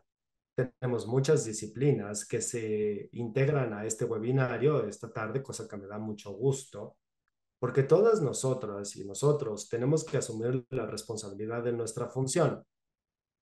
Y entonces, utilizando toda la información que tenemos sobre un caso, pues podríamos llegar a una resolución adecuada. Yo estaba a punto de brincar de mi asiento cuando la doctora Story nos preguntaba hace rato qué otras condiciones impondríamos, porque yo estaba pensando anticiparme a muchas cosas, como por ejemplo, como jueza, hubiera impuesto el cero armas, cero alcohol, cero drogas como medida precautoria. Esto sería en la liberación inicial, es decir, en la audiencia de libertad condicional. Pruebas aleatorias antidoping, cero conductas de lesivas nuevas, es decir, ningún nuevo delito, incluso algún tipo de programa de prisión domiciliaria donde pudiéramos ponerle un brazalete en GPS para monitorear a la persona, incluso un dispositivo de sobriedad para asegurarme que le sople continuamente al alcoholímetro para que yo esté evaluando si la persona está cumpliendo o no con la orden judicial de no consumir alcohol. Porque tal y como se me demostró, en el sentido de que este sujeto no cumplía, el médico general lo había mandado interconsultas a tratamientos y no iba a estos tratamientos, no veía al terapeuta. Entonces, de alguna manera yo ya sabía que este sujeto probablemente tenía una predisposición a no cumplir con las órdenes, ¿sí? Entonces, conforme vamos revisando la diapositiva, estamos indicando que los jueces tienen que evaluar el riesgo en diferentes etapas. Yo lo que pienso es que los jueces tenemos que evaluar en toda etapa. Todos ustedes que están en este webinario también deberían meterse a este hábito de evaluar en cada etapa, independientemente de si es en la lectura formal de cargos, en las audiencias de libertad condicional, eh, un auto para la reducción de la libertad condicional, algún tipo de acto preinstrucción o prejudicial. O sea, mi actitud sería en todas las etapas procesales tenemos que estar evaluando el nivel de riesgo, porque en todas estas audiencias, a lo mejor el asesor victimal me puede compartir información adicional o yo puedo recibir más información de algún funcionario prejudicial. La policía puede complementar su informe policial, lo cual a mí me da más información todavía. Es más, pudiera yo revelar a través de reportes en CIC, historial penal anterior en alguna otra jurisdicción que a lo mejor desconocía, es decir, antecedentes penales previos. Siempre estoy pensando en todas las etapas del proceso judicial. En todas debo estar evaluando el riesgo. Ahora bien, también está esta idea de que los jueces no deben estar llevando a cabo evaluaciones de riesgo desde el banquillo, pero esto tampoco nos impide hacerlo. O sea, hay que considerar todos estos factores y focos rojos conforme se nos van presentando.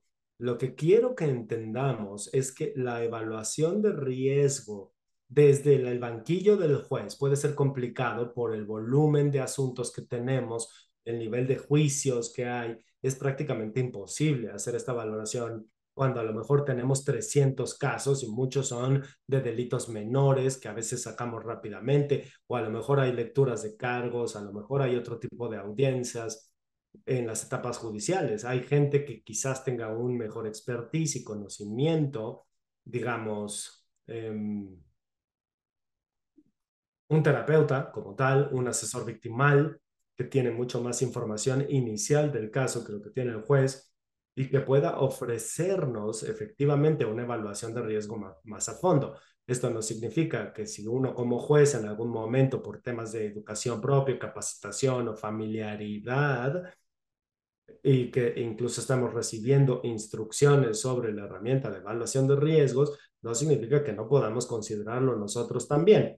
Yo me refiero a que desde el punto de vista práctico puede ser difícil para los jueces hacer la evaluación así siempre en virtud de los casos que tenemos que llevar. Otra cosa que les comparto es que al final del día todo termina con nosotros como jueces, ¿no? Nosotros somos quienes tomamos las resoluciones con base en la totalidad de las circunstancias. Y cuando me refiero a la totalidad, hay que entender el panorama completo. Hay que considerar todo lo que viene en las carpetas o en los casos, expedientes, no necesariamente sentencias, sino incidentes previos, encuentros con la policía, llamadas a la policía, o qué hay acerca de los registros clínicos, si es que tenemos acceso a ellos, para considerar la gravedad de las lesiones en relación con la víctima. También para saber si la violencia ha incrementado o no. Me gustaría que consideren que no nada más se trata de armas de fuego, sino armas en general, porque en este caso la propensión era a amar los cuchillos, ¿cierto? Entonces tenemos que considerar si la persona tiene arco y flecha, si a la persona le encantan los martillos, ¿no? Si tiene alguna fascinación con los tacos, los cuchillos, cualquier tipo de arma o implemento de este tipo.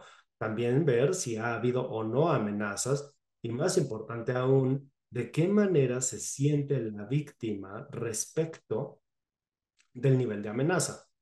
Porque tomen en cuenta que la víctima sabe mejor que todos los demás qué tan peligroso o potencialmente peligroso puede ser el victimario, porque es gente que ha vivido con el victimario, han experimentado la violencia de primera mano y es gente que puede saberlo mejor que nadie más. La víctima a menudo me dice, tengo miedo por mi vida. Sí representa un riesgo esta persona. Ya me amenazó de muerte, juez, y creo que lo va a hacer. Entonces, realmente tengo que considerar y escuchar estos argumentos con sumo cuidado. Entonces, estas son las cosas que me gustaría que ustedes como personas que están involucradas en este tema consideren verdaderamente. Por último, quiero que entiendan que los jueces, juezas, tenemos sí una responsabilidad. Y si somos proactivos, entonces verdaderamente sí podemos jugar un papel muy significativo en reducir la violencia y también en promover la seguridad de la víctima y también la rendición de cuentas por parte del agresor. Es un papel crítico, es un papel que definitivamente tendríamos que abrazar por completo, porque sí jugamos un papel vital en esa área. Doctora Story,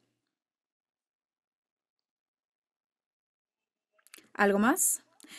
Hubo algunas preguntas, eso sí, que me parece que iban para usted. Hubo una que recuerdo por parte de Deidre, me parece que a ella le preocupaba y bueno, quería saber si tenía usted información estadística con respecto al estrés del cuidador, porque en su experiencia rara vez lo ha visto. Entonces, nada más quisiera saber si usted tiene algunos datos o alguna investigación porque pues dice que raramente ha visto este tipo de estrés y bueno, creo que nada más le gustaría tener cierta confirmación de si eso es en todo caso pues una aberración. Yo digo que el estrés del cuidador lo veo raramente.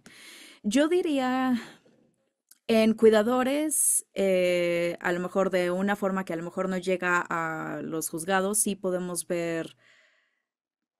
Creo que no menos abuso, pero digamos que es abuso que no necesariamente llega al sistema judicial al final. En los casos en donde yo veo, digo, porque he visto todas las revisiones de homicidio doméstico, muchos de los casos policíacos, la verdad es que rara vez se ve el estrés por parte del cuidador, nada más es en un puñado tal vez a lo mucho de casos y es bastante extremo cuando se ve.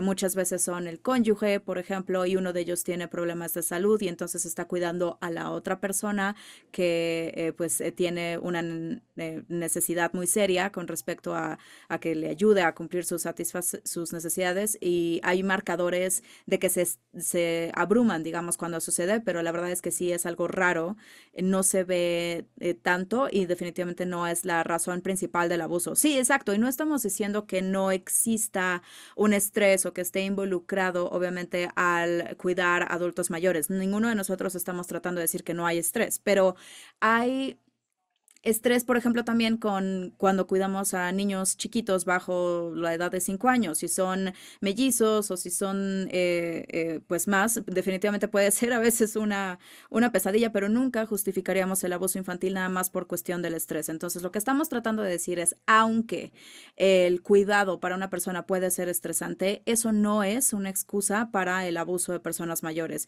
Y sí, de alguna manera, pues estamos de acuerdo contigo, Deidre, con respecto a que probablemente es muy, muy raro. Otra pregunta vino por parte de Meredith y Meredith, yo espero que haya contestado eso, este punto con respecto a quién es el que lleva a cabo la parte de vigilancia. Definitivamente programas de liberación lo pueden hacer, también programas de libertad condicional también, pero por ejemplo a mí también me gusta hacer como esta especie de vigilancia, de patrullaje con ordenamientos muy específicos de inicio y yo no me opongo para nada a también hacer revisiones de casos y de hecho me parece que he hecho bastante claro también a todos los participantes, si no hay un cumplimiento con mi orden judicial, entonces que inmediatamente se me traiga a la persona y entonces de esa manera vamos a poner consecuencias inmediatas para que personas como esta persona en este caso sepan que yo no estoy jugando, que me estoy tomando la situación bastante en serio y que entonces van a tener que cumplir con esta orden judicial o si no va a haber sanciones.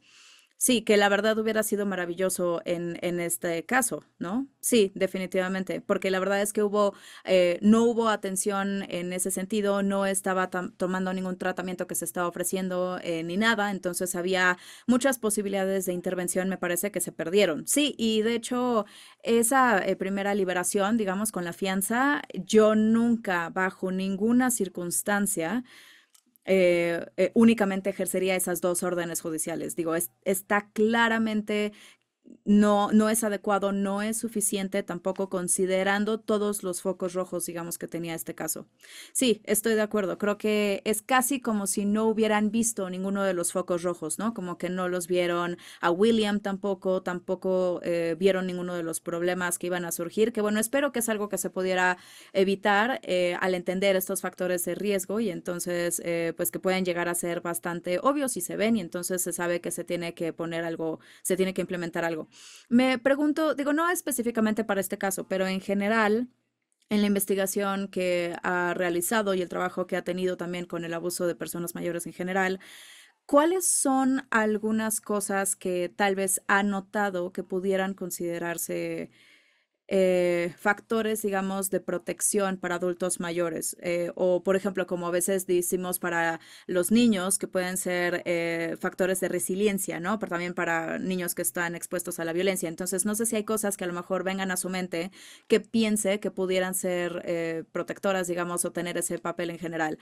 Ok, la respuesta es que me encantaría que hubiera más investigación, pero no la hay. De hecho, con uno de mis estudiantes, de hecho, estamos tratando de hacer una revisión de la literatura para revisar todos los estudios y digo, hay unos cuantos, pero para riesgo tenemos 200, para la parte de protección son 20 y la verdad es que ni siquiera están enfocados en factores de protección, sino que de alguna manera casi como que por accidente encontraron algo dentro del estudio y algunos de los que ya están surgiendo son a la inversa, ¿no? De los factores de riesgo, como por ejemplo apoyo social, el contacto social, que puede ser algo que proteja, pero el aislamiento, por ejemplo, la falta de apoyo puede ser un factor de riesgo. Entonces, es como a la inversa. Ahí lo difícil es que no sabemos lo suficiente todavía en este punto con respecto a lo que pudiera ser algo de protección o un factor protector. Yo lo que espero es que en esta literatura podamos revisar lo que se puede encontrar y potencialmente agregar eso también a esta herramienta Hope para que también se pueda tomar en cuenta ese factor protector junto con el riesgo. Y bueno, si alguien no tiene los factores de protectores, pues al menos pueden tener como un enfoque para ver el riesgo y también para ver cómo se gestiona y para de alguna manera aumentar esos factores en la vida de una persona. Pero diría que sí, en este momento no sabemos lo suficiente. No sé si hay más preguntas. En caso de que sí, por favor, siéntanse con la libertad de ponerlo en el chat. Tenemos algunos cuantos minutos más.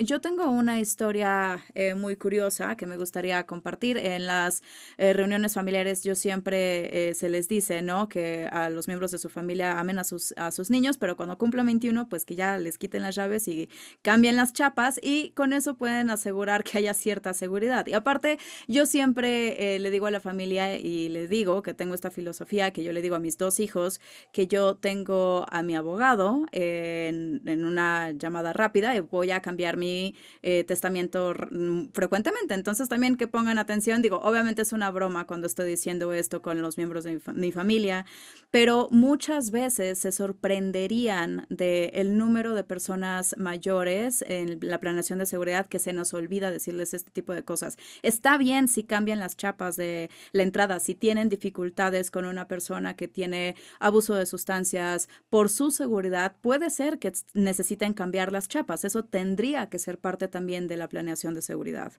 Y sí, efectivamente tendría que serlo.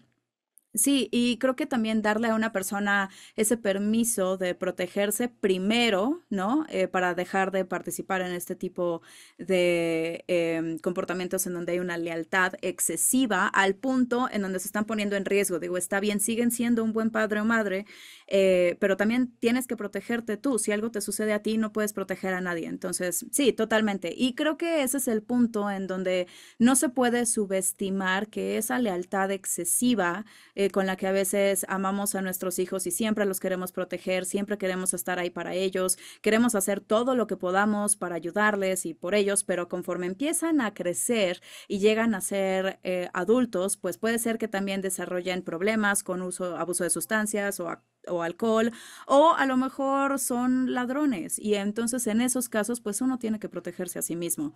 Todavía se les puede amar, pero sí está la necesidad de protegerse a uno mismo.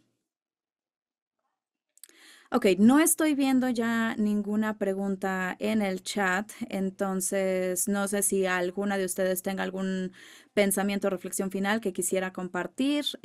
Podamos regresarles a todas las personas asistentes 10 minutos en su día.